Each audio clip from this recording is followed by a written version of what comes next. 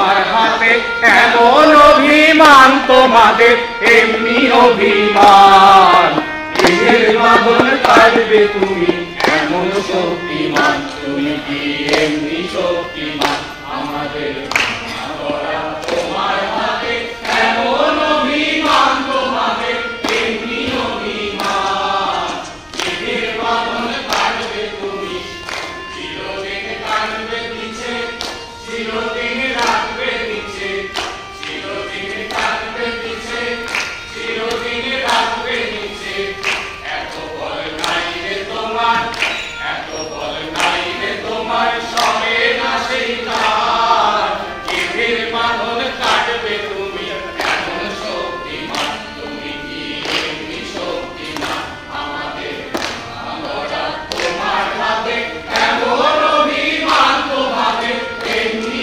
অভিমান দেহের বাঁধন কাটবে তুমি। ওহ, ডিসগাস্টিং, অসহ্য। Pandey, Pandey, come here quick. Pandey! Yes, sir. Good morning, sir. সাত সকালে এরা এরকম অসভ্যের মতো চিৎকার করছে কেন?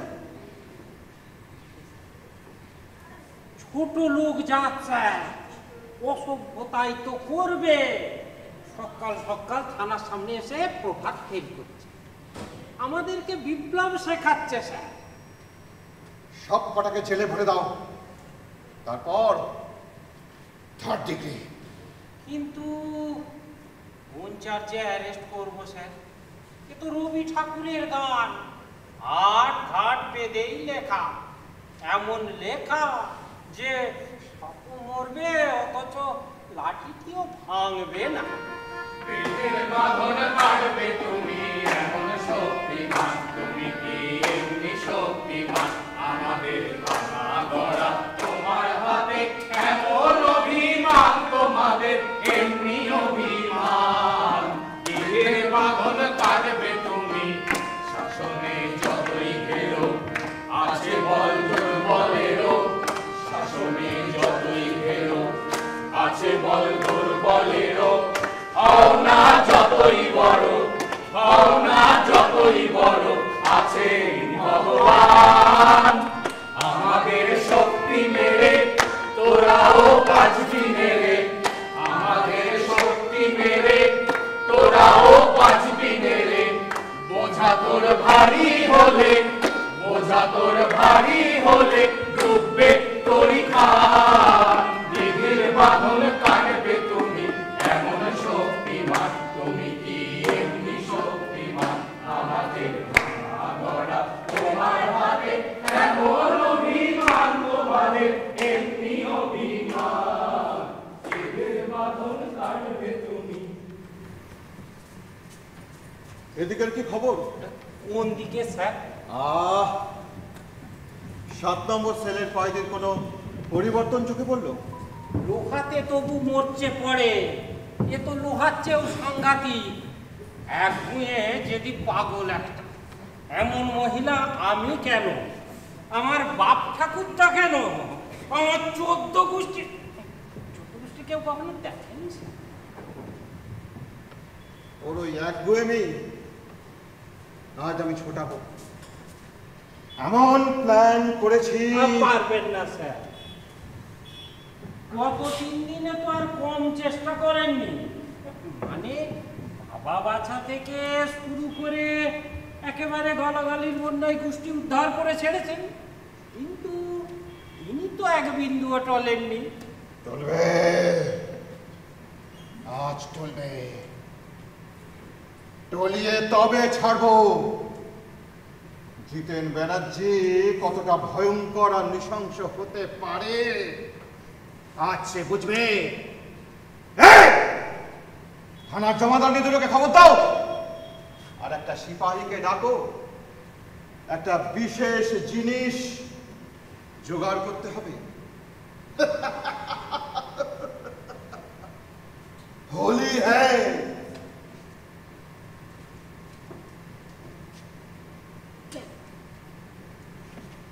নমস্কার। দৃশ্যটাকে একটু পজ করলাম। আসলে এরকম খাপছাড়াভাবে কোনো গল্প শুরু করলে গল্পটা ঠিক ভালোভাবে বোঝানো যায় না। একটা চরিত্রকে ভালোভাবে চিনতে গেলে, বুঝতে গেলে তার তো একটা প্রস্তাবনা লাগে। তবে আজকের দিনে দাঁড়িয়ে সেই ভূমিকাটুকু শোনার ধৈর্য আছে কিনা বা আদৌ প্রয়োজন আছে কিনা, এটা একটা বড় প্রশ্ন চিহ্ন বটে। আজ বলবো এই বাংলার এক অগ্নিকন্যার কথা। সত্যি সত্যি তিনি একগুঁয়ে জেদি এবং পাগলে ছিলেন বোধ করি।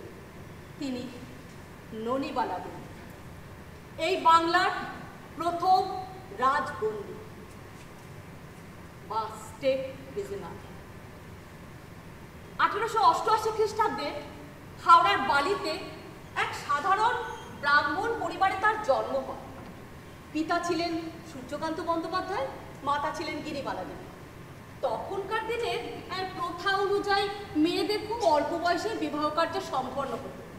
আর কুলীন ব্রাহ্মণ ঘর হলে তো তার কথাই নেই।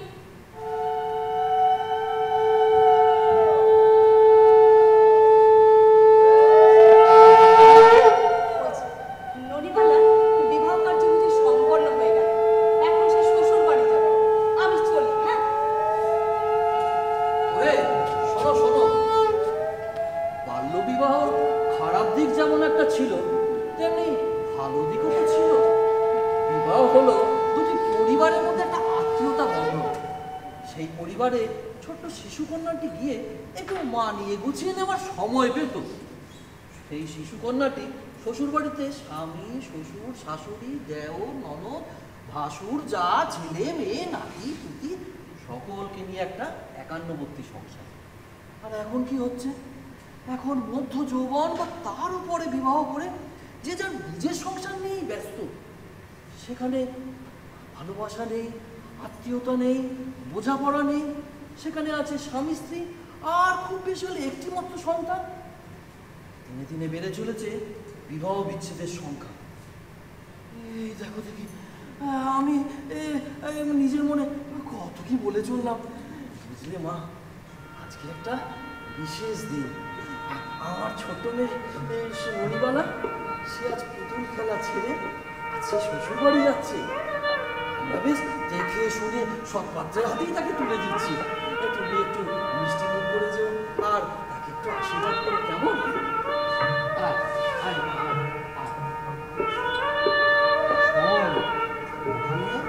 ভালোভাবে থাকবি, কথা রাখতে চলবি, দুষ্টুমি করবি না, কেমন? খুব ভালো। আমি কাজে যাচ্ছি, তোকে দেখে আসবো।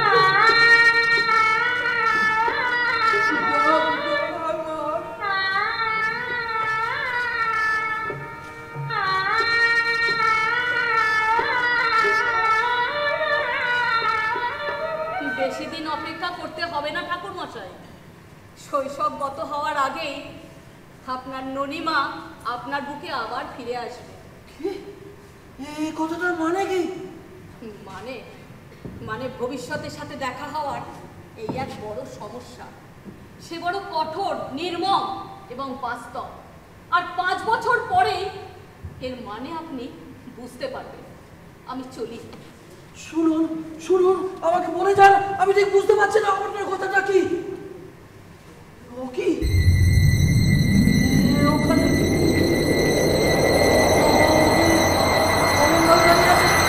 তুমি?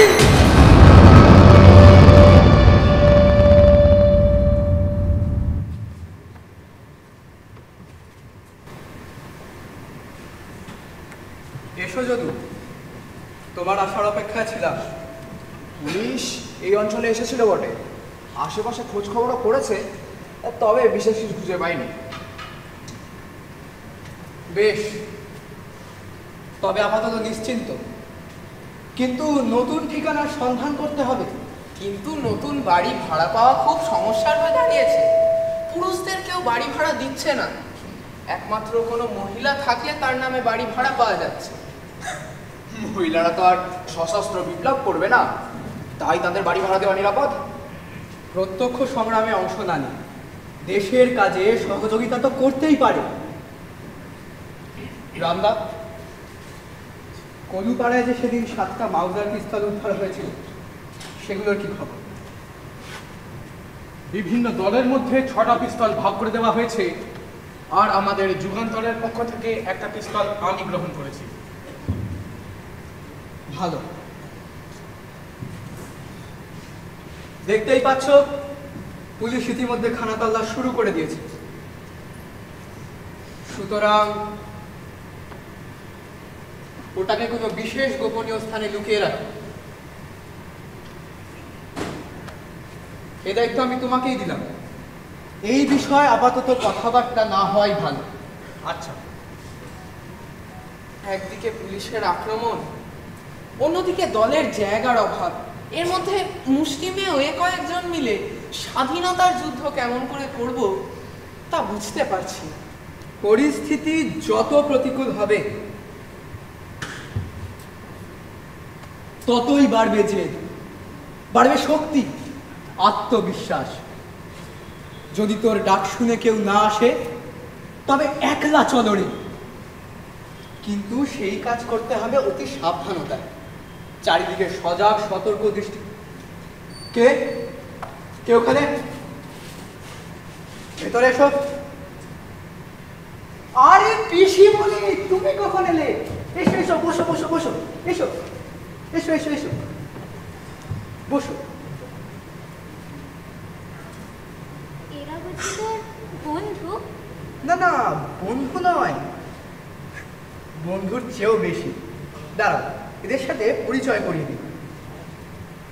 এইটা যদু, এইটা বিজয়, আর এই হচ্ছে আমাদের রামচন্দ্র, আর আমি লক্ষণ ভাই। ও, উনি রামচন্দ্র, ইনি লক্ষণ ভাই, আর আমরা সব হনুমানের দল।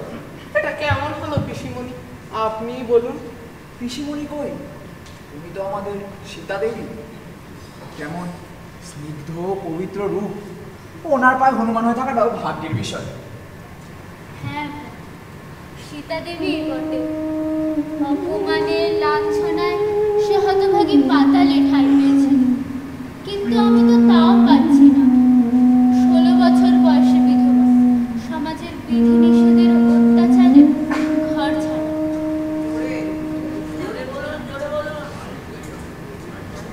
নিজের চেষ্টায় একটু লেখাপড়া করতে চেয়েছিলাম, কিন্তু সেখানেও সমাজের রক্তচক্ষু বর্তমান। আচ্ছা আচ্ছা, দাঁড়ান দাঁড়ান। কে বলেছে আপনি শিক্ষিত নন? এত সুন্দর করে আপনার পরিস্থিতির বর্ণনা করলেন, আমরা কল্পনাও করতে পারবো না। আর তাছাড়া কি বা বয়স আপনার? জীবনের বাকিটা তো ভালো কাজে, দেশের কাজে উৎসর্গ করতেই পারেন। পরাধীন দেশের দুঃখ দুর্দশার কথা আপনি অনুভব করেন? বিদেশি দানবের হাতে অনাহারী মায়ের লাঞ্ছনা আপনি অনুভব করেন? ছোটবেলায় বাবা পড়িয়েছিলেন, জননী জন্মভূমিশ্চ স্বর্গাদপি গড়িয়সী। তাই এতকাল জেনে এসেছি, বুঝে এসেছি। পরাধীন মায়ের কষ্ট আমি বুঝি, কিন্তু আমার এই ব্যর্থ প্রাণ কিভাবে মায়ের সেবায় লাগবে জানি না। তোমাদের কারোর কাছে কি এর উত্তর আছে?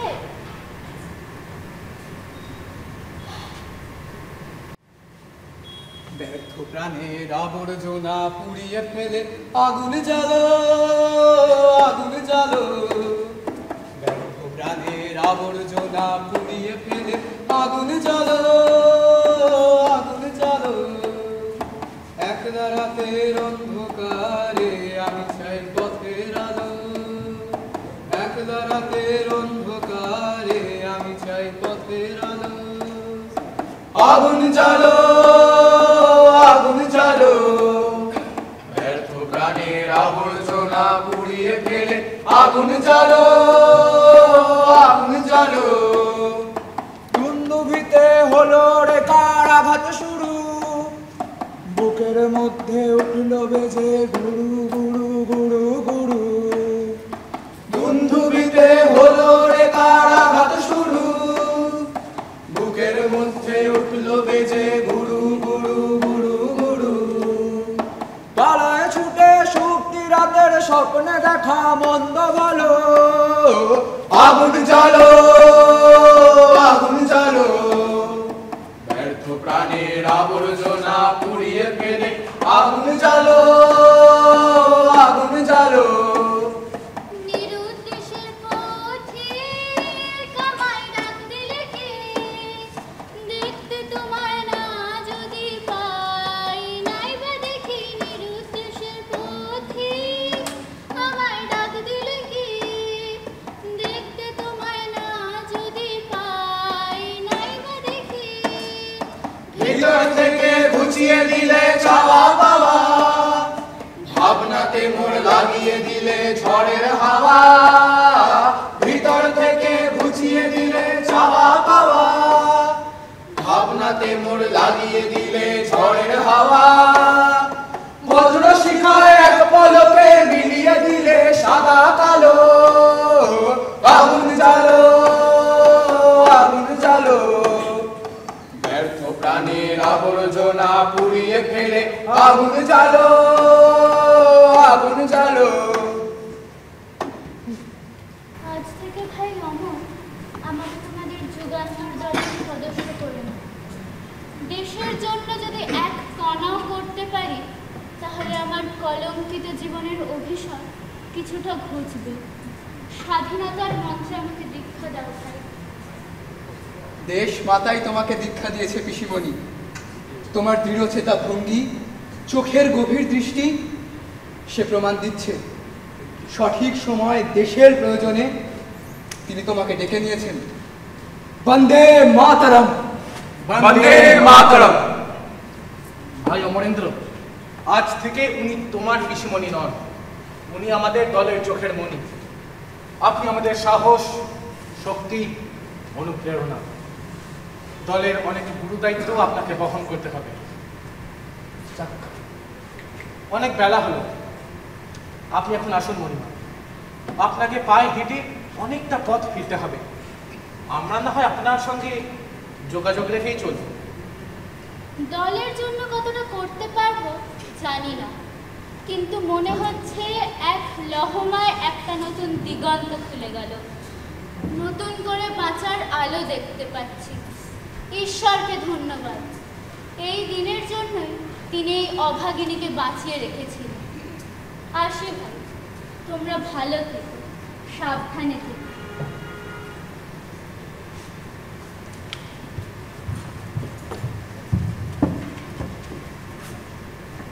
সাবধান আর ভালো দুটো কি একসঙ্গে থাকা যায়? সাবধান থাকলে ভালো থাকা যায় না, আর ভালো থাকলে সাবধান থাকা যায় না। আমাদের লড়াইটা অবশ্য সাবধানতা, দেশের মানুষ যাতে ভালোভাবে স্বাধীনভাবে বাঁচতে পারে। বিজয়, তুমি রিষ্টা অঞ্চলের বিভিন্ন এলাকায় খোঁজ খবর নাও। আমাদের একটা উপযুক্ত আস্থান আছে, বাড়ি ভাড়া পেতে সমস্যা হবে না বোধ করি, কারণ বাড়িটি ভাড়া নেবেন ননিবালা দেব, আমাদের মণিমা। অমরেন্দ্র, পুলিশ!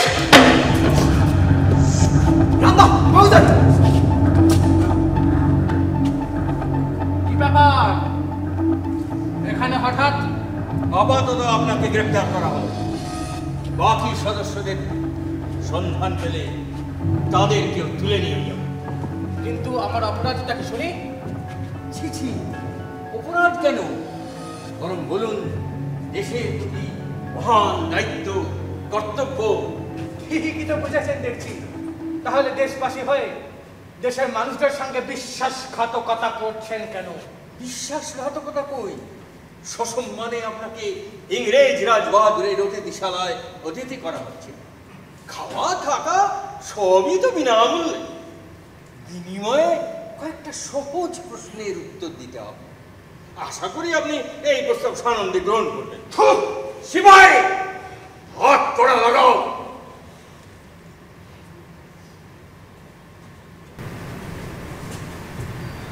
অশ্বিনী বাবু, শুনছেন? অশ্বিনী বাবু বাড়ি আছেন? যাই, আসছি আসছি আসছি না। নমস্কার, আমি অশ্বিনী ঘটক। হ্যাঁ নমস্কার, আমরা ওই বাড়ি ভাড়ার ব্যাপারে কথা বলতে এসেছিলাম। কিন্তু শুধু পুরুষদের তো বাড়ি ভাড়া দেওয়া যাবে না, চারপাশে যা সব এখন অবস্থা, সঙ্গে মহিলা একজন থাকলে না হয় কথা বলা। নিশ্চয়ই নিশ্চয়ই, সঙ্গে আমাদের দিদি আছেন তো, বয়স্ক মানুষ, তাই পিছিয়ে পড়েছেন। নমস্কার। নমস্কার। আমার এই দুটি ভাইকে নিয়ে একটি মাথা গোজা ঠাঁই খুঁজছিলাম। কেন, আপনার বাপের বাড়িতে কেউ নেই? আর শ্বশুর বাড়ি বা কোথায়? কি আর বলবো কাকাবাবু, কোন ছোটবেলায় বিধবা হয়েছে। বাবা মা শ্বশুর শাশুড়ি কেউ নেই।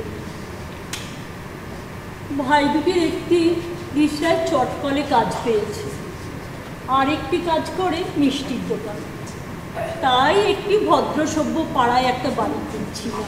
আমাদের পাড়াটাও এখনো অবশ্য ভদ্রসভ্যই আছে।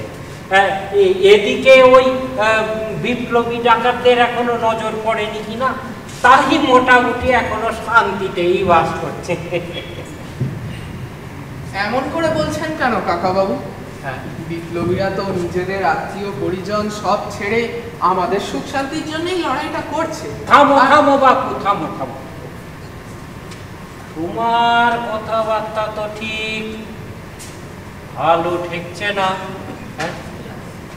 না না বাবা, এখানে বাড়ি ভাড়া হবে না, তোমরা বরং অন্য কোথাও দেখো। কেমন? এখানে বাড়ি ভাড়া হবে না, এসো এসো, এখানে হবে।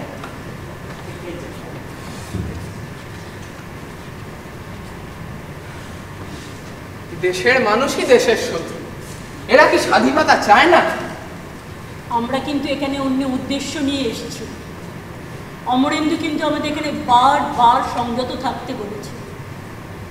ঠিক কথা, মাথা গরম করিস না বিজয়। মণিমা, আরো 2-3টে বাড়ি আছে, চলো সেগুলো দেখে নি। চল তাই একটা কিছু ব্যবস্থা করি।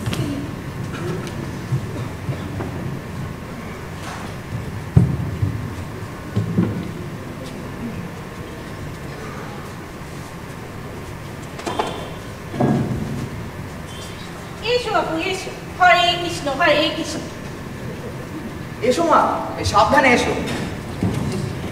এই যে এইখানে বসো, একটু জল খাবে? না ঠিক আছে ঠিক আছে। দেখো বাপু, আমি একা মানুষ, এই পুজো আচ্চা নিয়ে থাকি হরে কৃষ্ণ। তা আমার ছেলে ওই রেঙ্গুনে চাকরি করে, এই কাজে কর্মে আসে মাঝে মাঝে এখানে। তা এই ঘরটা আর ওই পেছনের এই ঘরটা, এই দুটো ঘর দিতে পারে। তা কার নামে ভাড়া হবে হরে কৃষ্ণ? এই তো আমাদের মায়ের নামে। দেখতেই তো পাচ্ছেন উনি অসুস্থ মানুষ। কবিরাজ বলেছেন বায়ু পরিবর্তন না করলে ওনাকে বাঁচানোই যাবে না, তাই একটা ভাড়া বাড়ির খোঁজে। এখানে অবশ্য ভালোই হবে, তাছাড়া মা আপনার সঙ্গে মাঝে মধ্যে গল্প করতে পারবেন। অসুস্থ মানুষকে বাড়ি ভাড়া দেওয়া কি ঠিক হবে হরে কৃষ্ণ? আর দিনকাল বড় খারাপ, এই ম্যালেরিয়া কলেরা ছড়াছড়ি।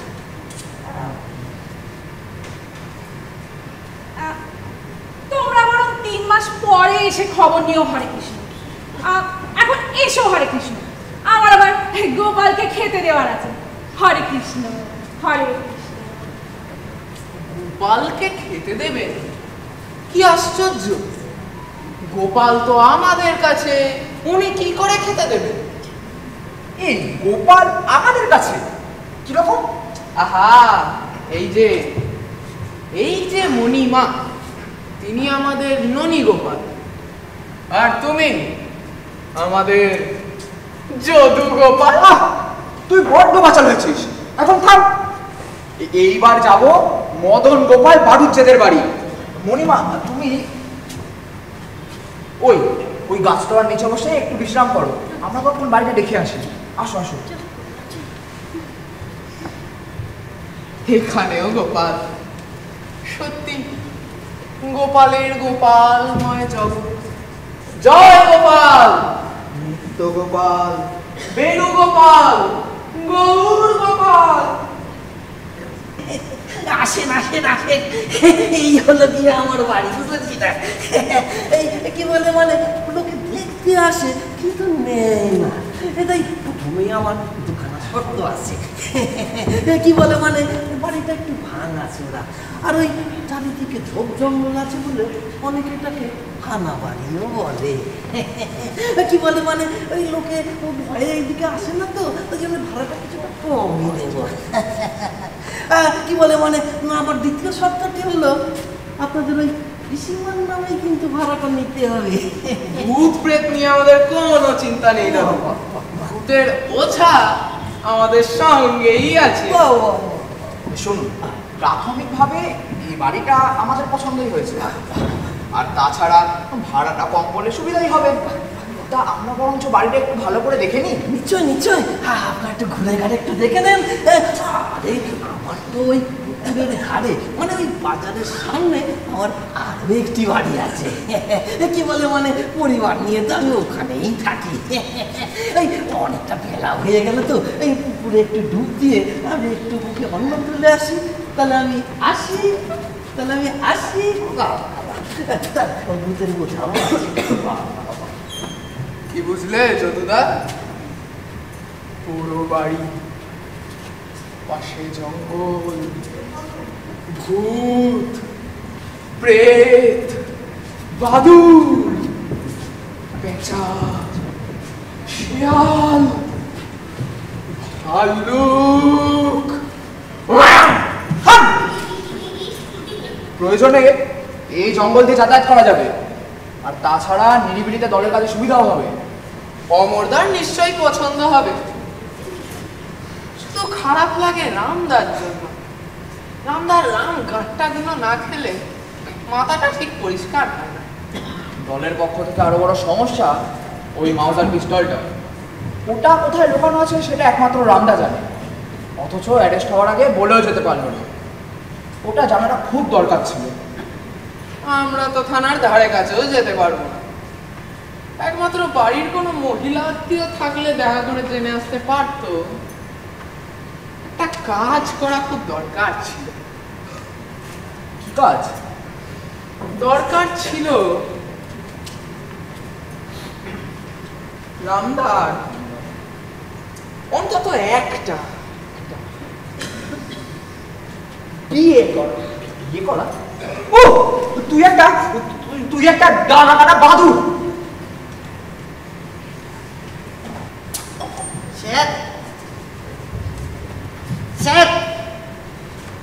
রামচন্দ্র মজুমদারের সাথে একজন দেখা করতে এসেছে, ওই যে ওর বউ।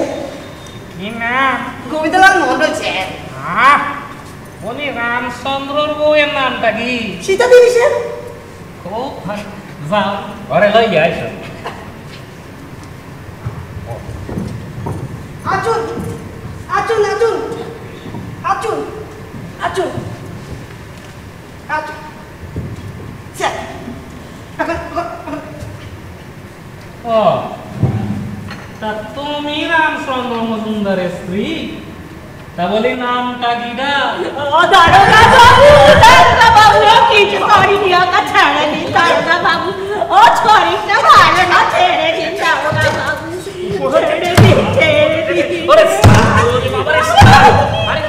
আমারে সারো তবে গিয়ে না ওরে সারবো।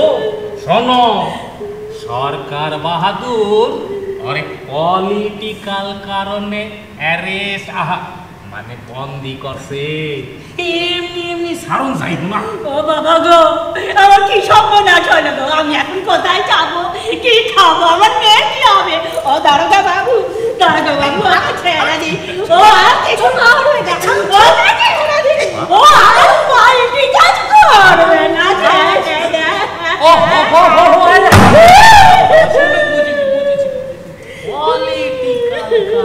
আচ্ছা শোনো, কাটবে না, শোনো, 5 মিনিট সময় দিলাম।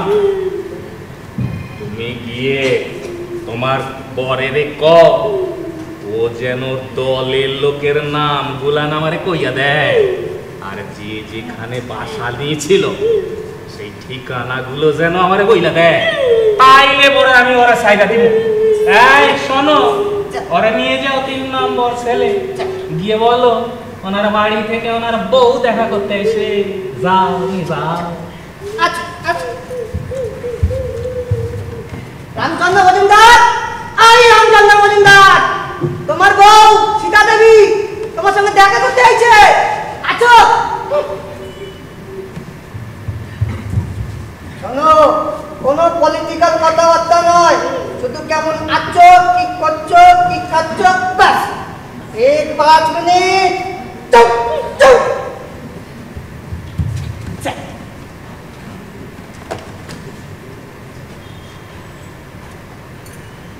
হ্যাঁ গো, হ্যাঁ গো, কি গো তুমি? হ্যাঁ, তুই কি পাল্টি কাজ করছো গো? হ্যাঁ, পাল্টি কাজ করছো, আর আমি আমার মেয়ে তো কেটে কেটেই মরে যাচ্ছি। হ্যাঁ, কেন কেন করছো তুমি এরকম পাল্টি কাজ? কেন করছো গো? তুমি আমার মেয়ে? হ্যাঁ গো, তোমার একমাত্র মেয়ে মাজু। সেদিন বাপ বেটিতে খেলতে খেলতে পুতুলটা কোথায় লুকিয়ে রেখেছো গো? সেই তো কোনো মেয়ে খালি কেঁদেই চলেছে, কেঁদেই চলেছে। মাজু? হ্যাঁ, মাজুর পুতুল? ওটা তো সেদিন রান্নাঘরের মাচায় চালের টিনের মধ্যে লুকিয়ে রেখেছি। পাল্টি করছো, পাল্টি করছো, মেয়ে নিয়ে খেলছো। হ্যাঁ গো, তুমি কি পাগল হলে গো? হ্যাঁ গো, হ্যাঁ গো, তোমার হাওয়ারিটা কেমন আছে গো? এতক্ষণ ছিল, তোমাকে দেখার পর থেকে আর নেই। বেশ গো, তাহলে আমি চল। আমার এই থানা পুলিশে এলে কেমন কাগুলো বমি বা চলি। তোমাদেরকে খেয়াল রেখো। আমার শালা শালিরা সব কেমন আছে? তোমার শ্বশুরের গোষ্ঠী সকলে ভালো আছে, তুমি তো আমার দিকে খেয়াল রেখো।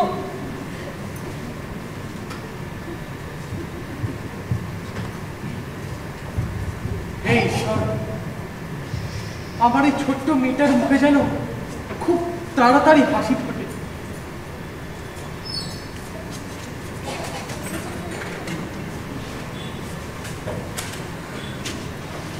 সালটা ছিল 1915। আজ থেকে 100 বছরেরও আগের সময়। সেই সময় বাঙালি ঘরের ব্রাহ্মণ বিধবা মহিলা মাথায় সিঁদুর দিয়ে বড় স্ত্রী সেজে পুলিশের সেন দৃষ্টিকে বুড়ো আঙুল দেখিয়ে কাজ হাসিল করার কথা কেউ কখনো কল্পনাও করতে পারে। চোখে আঙুল দিয়ে সেটা করে দেখিয়েছিলেন ননিবালা দেবী। সেই সময় তিনি ছদ্মনামে বেশ কয়েকটি জায়গায় বাড়ি ভাড়াও নেন, যেগুলি ছিল বিপ্লবীদের আখড়া। এই সাধারণ আস্তানাগুলি দেখলে মনে হবে এলাকার বোধহয় কোনো সংঘের কাজ, পাঠাগার, ব্যায়ামাগার ইত্যাদি হয়। কিন্তু বিপ্লবীদের কাজ চলতো এখানে গোপনে, অতি সন্তর্পণে এবং সাংকেতিক ভাষায়। এই যুগান্তর দলের এই ক্ষুদ্র পক্ষটিও কিন্তু এর ব্যতিক্রম ছিল না।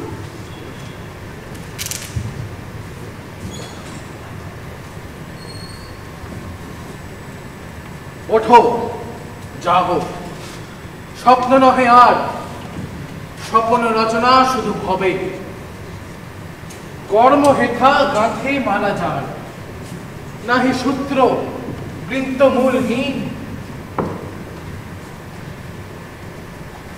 ভালো মন্দ পুষ্প ভাবনা, জন্মলাভে গর্ভে অসতের, সত্যের মৃদুল শ্বাসে ধায়। আদিতে যে শূন্য ছিল তাই, অভিহব দাঁড়াও নির্ভয়, সত্যাগ্রহী সত্যের আশ্রয়।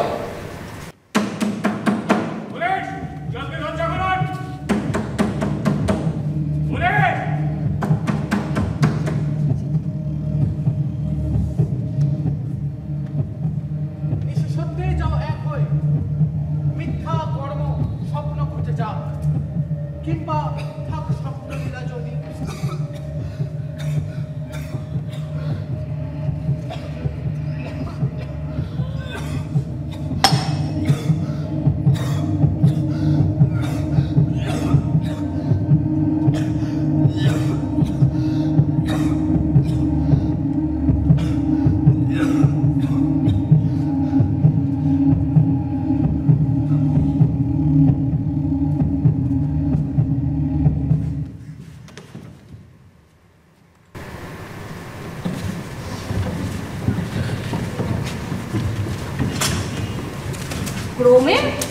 সমস্ত বিষয় পুলিশ জানতে পারে, সেই সময় ননিবালা দেবীর সাহায্যে যেসব বিপ্লবীরা তারা তাদের কাজ করত, তাদের মাথার দাম ছিল সেই যুগে কয়েক হাজার টাকা।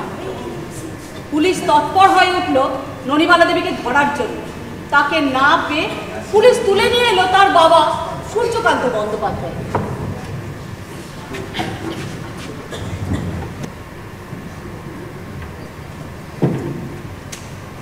ননিবালা আপনার মেয়ে? হ্যাঁ। তা সে এখন কোথায়? জানি না, শুনেছি আরিয়াদাও মিশনে সে থাকে। আপনি তো প্রাগৈতিহাসিক যুগের কথা বলছেন মশাই। সেখানে সে থাকতো, কিন্তু এখন থাকে না। এখন সে বিপ্লবীদের প্রয়োজনে বাড়ি ভাড়া নেয়, বিভিন্ন স্থানে বিভিন্ন নামে। আমি কিছুই জানি না। কিন্তু এটা তো জানেন, আপনার মেয়ে একজন বিপ্লবী স্ত্রী সেজে থানায় এসেছিল। সদবা মহিলা, বিধবা মহিলা সদবা সেজে গোপন খবর চালাচালি করছে, এমন ঘৃণ্য কথা আগে কখনো শুনেছেন কি? শোনেননি কিন্তু দেখেছেন। বলুন কি সেই গোপন খবর? আমি কিছুই জানি না। ননিবালা এখন কোথায়? রিসরায় না চন্দননগরে? জানি না। নাকি নতুন কোনো বিপ্লবীর রক্ষিতা? জানি না। এক বিপ্লবীতে তো তার খিদে মেটে না, সে তো বিপ্লবী দলের মক্ষীরানী। এখন নিশ্চয়ই কোন বিশেষ ডেরায় একাধিক বিপ্লবীকে তিনি বোধহয় বিশেষ কোন অনুপ্রেরণা দিচ্ছেন। কি বলে? আমি জানি না, জানি না, জানি না।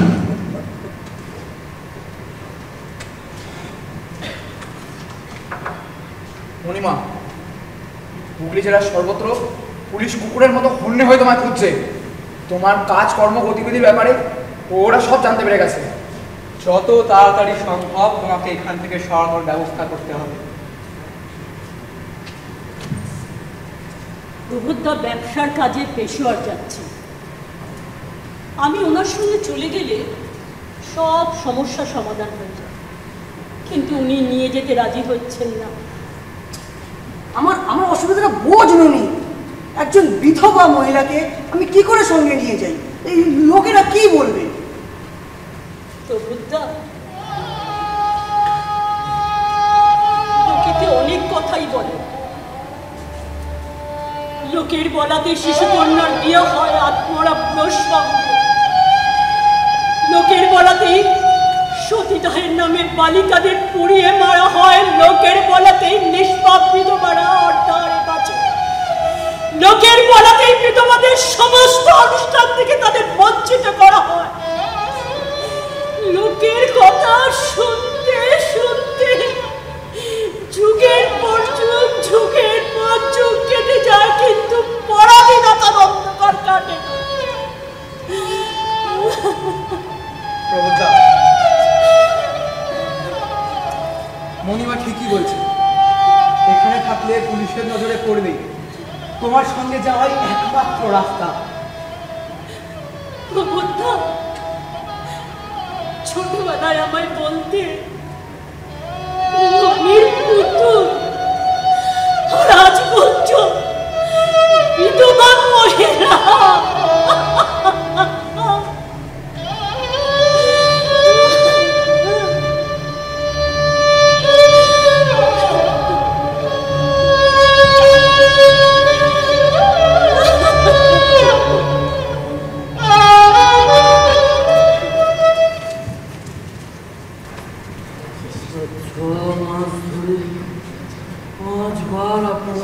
থানায় এনে জেরা করছে, সকাল থেকে বিকেল পর্যন্ত বসিয়ে রাখছে। আমি বৃদ্ধ মানুষ, আপনাদের আমি বারবার বলছি, আপনি কিছুই বারবার বলছেন, কিন্তু মিথ্যা বলছেন। একবার সত্যিটা বলে দিন, তাহলে আর বিরক্ত করবো না। আহা, এই দেখো বিশ্বাস, এই চিঠিটা আজকের ডাকেই এসছে। পেশোয়া থানা থেকে পাঠিয়েছে। আমাদের মনে হচ্ছে বৃদ্ধ সূর্যকান্ত বাবুকে আর বিরক্ত করতে হবে না। পেশোয়ার থেকে কি লেখা আছে ওকে? লিখেছে ওখানকার পুলিশ পলাতক ননিবালাকে গ্রেফতার করতে যায়, গিয়ে সেখানে দেখে তার কলেরা হয়েছে এবং সেই কলেরা হওয়ার ফলে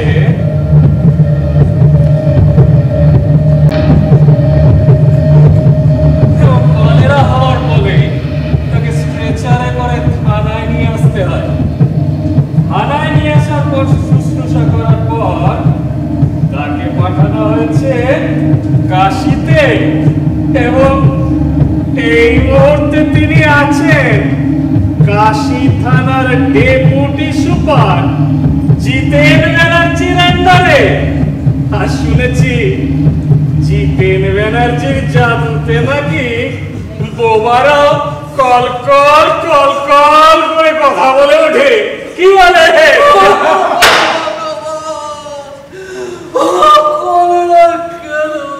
মরে গেল না।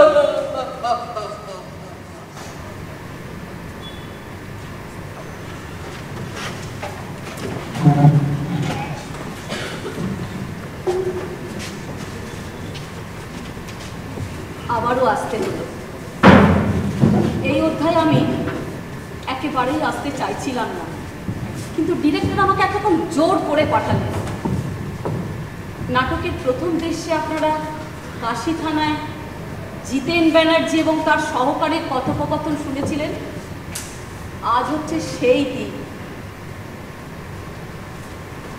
জিতেন ব্যানার্জি নাকি কোনো এক নৃশংস উপায় ননিবালার পেট থেকে কথা বার করবেন। তিনি নাকি কথা বলানোর জাদুকর। কি হতে পারে সেই পদ্ধতি? কতটা নিষ্ঠুর হতে পারেন তিনি? সোজাসুজি বলি, জিতেন ব্যানার্জি জেলের জমাদারনি দুটোকে ডেকে বলে দিলেন কি কি করতে হবে। সিপাহী নিয়ে এলো এক তলা টকটকে লাল লঙ্কা বাটা। দীর্ঘদেহী জমাদারনি দুটো 7 নম্বর সেলে ঢুকে ননিবালা দেবীকে টেনে হিচড়ে বার করে মাটিতে ফেলে তাকে বিবস্ত্র করে তার উলঙ্গ শরীরে প্রবেশ করালো সেই লঙ্কা বাটা। বিভৎস যন্ত্রণায় ছটপট ছটপট করতে লাগলেন, হাত পা ছুটতে লাগলেন, কিন্তু মুখে দিলেন তালা। ক্ষমা করবেন, আমার সারা শরীর কেমন শিউরে উঠছে। জানি না এই ঘটনার দৃশ্যায়ন ডিরেক্টর কিভাবে দেখাবেন। চলি আমি।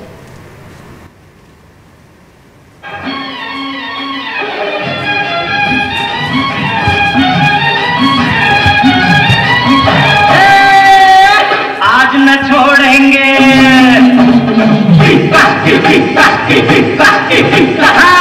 आज न छोड़ेंगे बस हम टोली, खेलेंगे हम होली, खेलेंगे हम होली, चाहे भीगे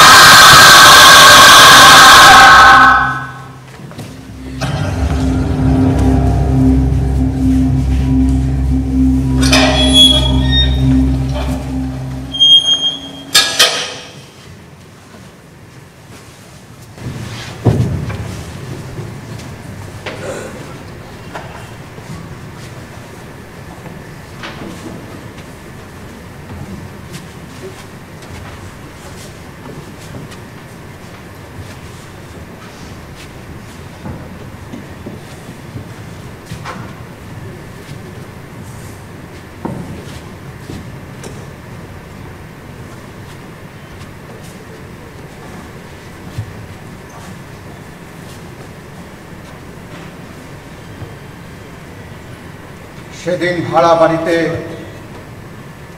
কারা ছিল? যা জানিস বলে দে, নইলে আরো অত্যাচার করব। বল।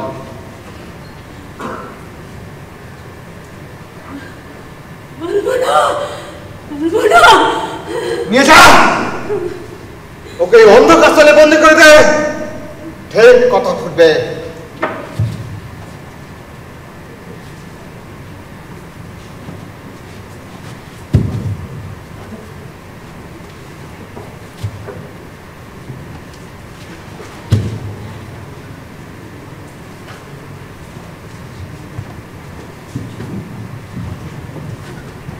শেষবারের মতো বলছি, যা জানিস বলে দে, নইলে আরো অত্যাচার করব।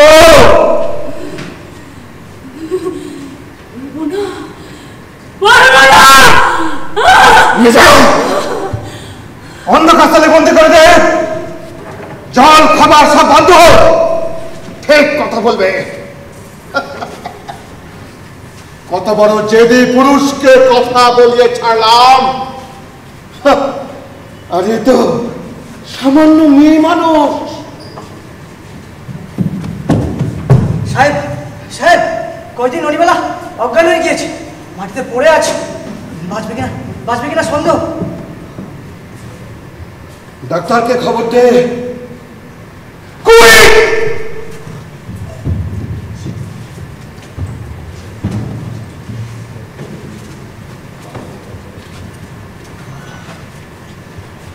ডাক্তার এলেন, ননিমালা দেবী প্রাণেও বাঁচলেন, কিন্তু হেরে গেলেন ওই জেল বন্দিকে কথা বলানোর জাদুকর জিতেন ব্যানার্জি।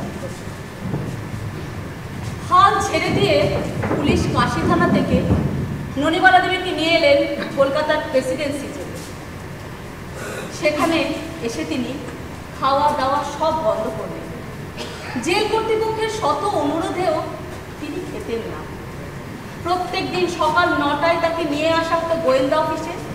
সেখানে তাকে জেরা করতেন গোয়েন্দা দপ্তরের স্পেশাল সুপারিনটেন্ডেন্ট মিস্টার গোল্ডি।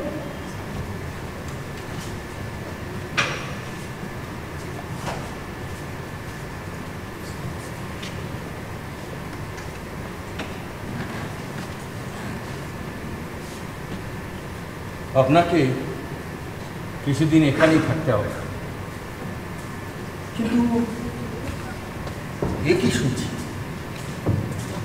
আপনি নাকি কিছু খাচ্ছেন না? না না, এটা কিভাবে চলবে? আপনি দয়া করে বলুন, কি করলে আপনি খাবেন প্লিজ।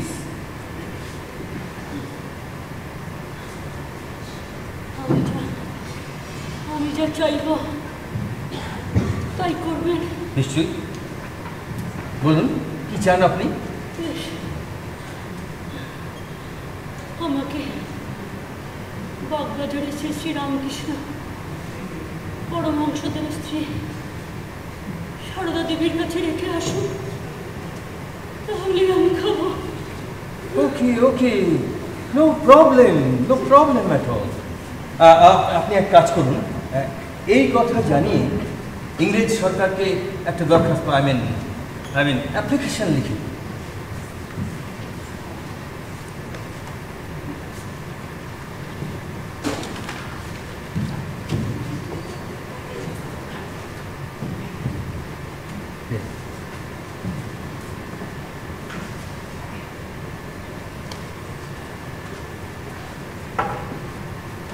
বিনা অপরাধে কোনো প্রমাণ ছাড়াই আমাকে প্রায় 2 বৎসর দেশের বিভিন্ন জেলে অন্যায়ভাবে আটকে রাখা হয়েছে। আমার উপরে শারীরিক এবং মানসিক অকথ্য অত্যাচার করা হচ্ছে। তার জন্য আমি অনশন ব্রত নিয়েছি। আমাকে যদি বাগবাজারে শ্রী শ্রী রামকৃষ্ণ পরমহংসদেবের স্ত্রীর কাছে রেখে আসা হয়, তাহলে আমি এই অনশন ব্রত ভাঙতে সম্মতি দিতে পারে। হয়ে গেছে।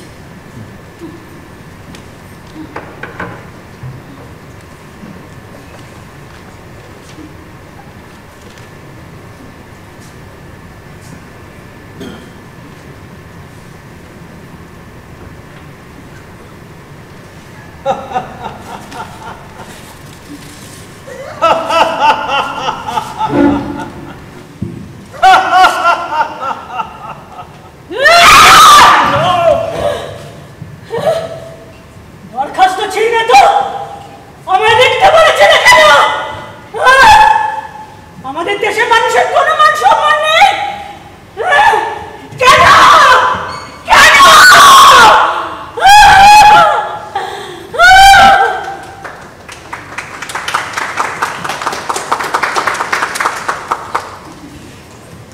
কিভাবে কিভাবে অভিবাদন জানাবো? হ্যাঁ, কিভাবে ব্যাখ্যা করব? হে, আমরা আমাদের ছেলে মেয়েদের বিবাহ বার্ষিকী সেলিব্রেট করি, জন্মদিন সেলিব্রেট করি, কত কিছু সেলিব্রেট করি। আসুন আসুন আজকে আমরা এই ভয় ডরহীন থাপ্পড়টাকে সেলিব্রেট করি।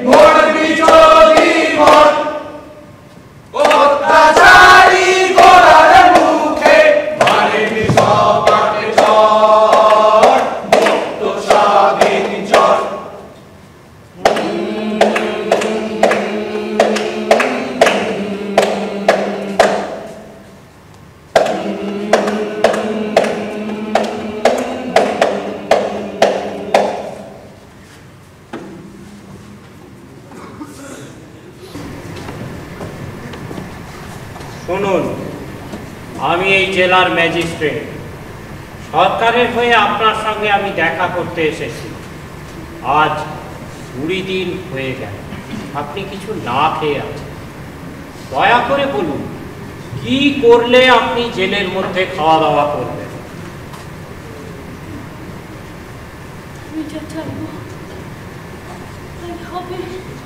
হবে, কথা দিচ্ছি। আমার রান্না করার জন্য একজন ব্রাহ্মণ কন্যা আর 2 জন ঝি চাই। পাবেন। আপনাদের এখানে কোনো ব্রাহ্মণ কন্যা আছে? একজনই আছেন স্যার। আজই খবর পাঠান। যা কিছু করার আজই করুন স্যার। আপনার আর কোনো অসুবিধা হবে না। চলি।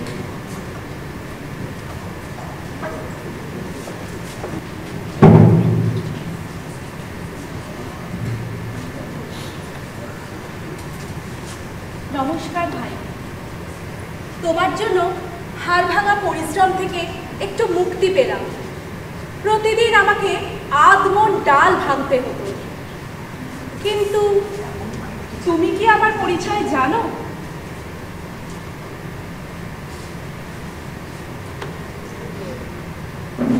দুকড়িবালা, তোমার বাড়িতে 7টা মাউজার পিস্তল পাওয়ার অপরাধে তোমার 2 বছরে কারাদণ্ড হয়েছে।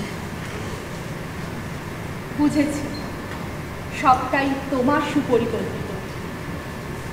আমার হাতের সেবায় তোমার অনশন উঠবে ভেবেই আমি গর্বিত হচ্ছি দিদি। বাড়তি পাওনা এই শত্রুপুরীতে তোমার সাহচর্য। না, এই ফলের রসটুকু খেয়ে নাও।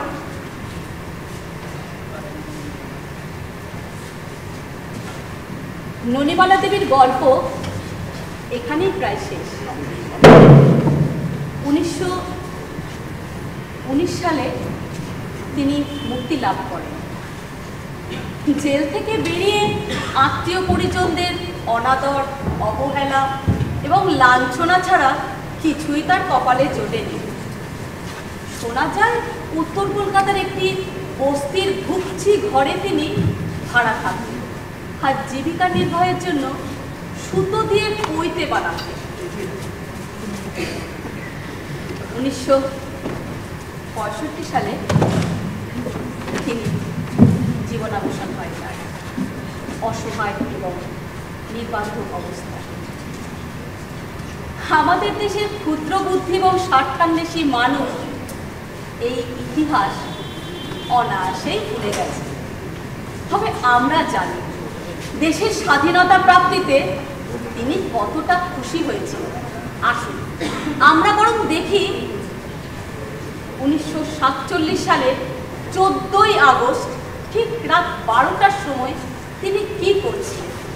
এই মহানন্দের দিনে তিনি কতটা খুশি হয়েছিলেন বা কতটা উদ্বেলিত হয়েছিলেন।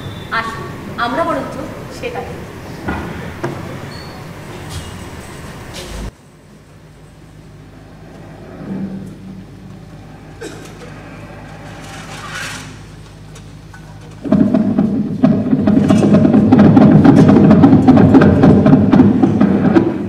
Long years ago, we made a tryst with destiny, and now the time comes when we shall redeem our pledge, not wholly or in full measure, but very substantially. At the stroke of the midnight hour, when the world sleeps, India will awake to life and freedom.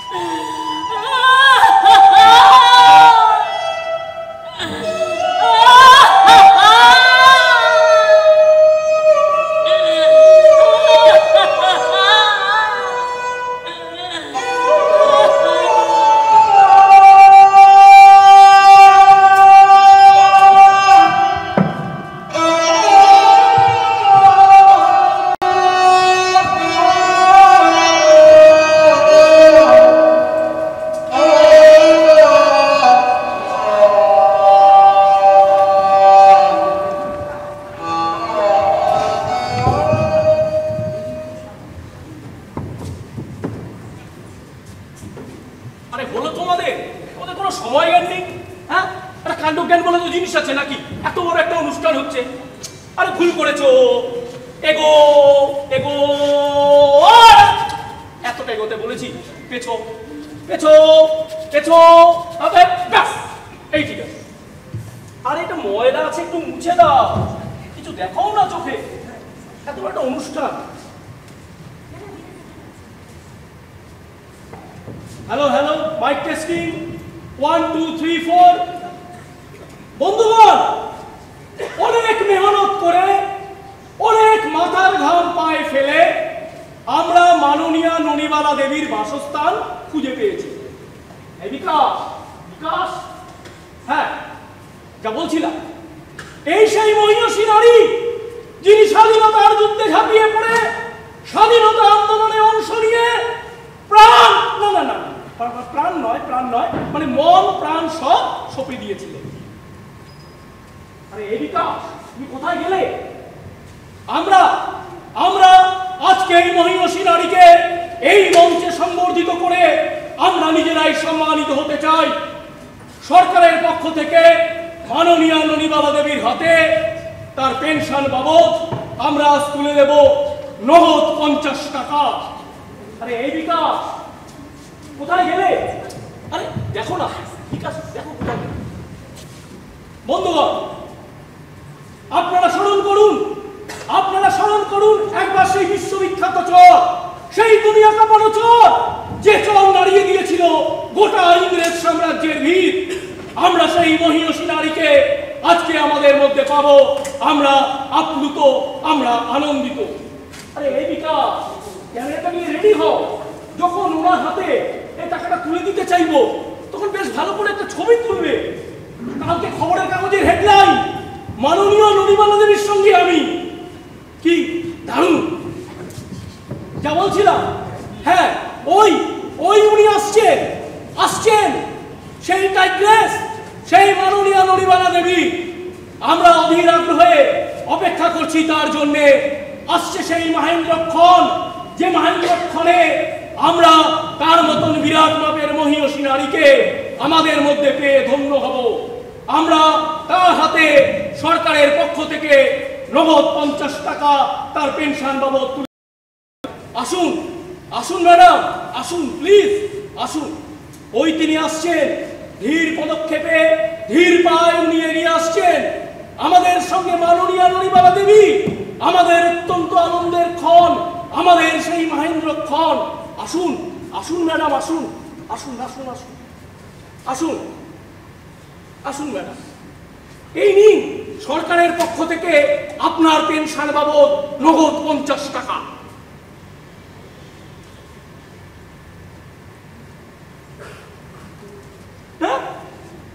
এটা কি হলো? কালকে খবরের কাগজের প্রথম পাতায় আমাকে চোর ধরার ছবি। ও বিকাশ, বিকাশ কি চালা!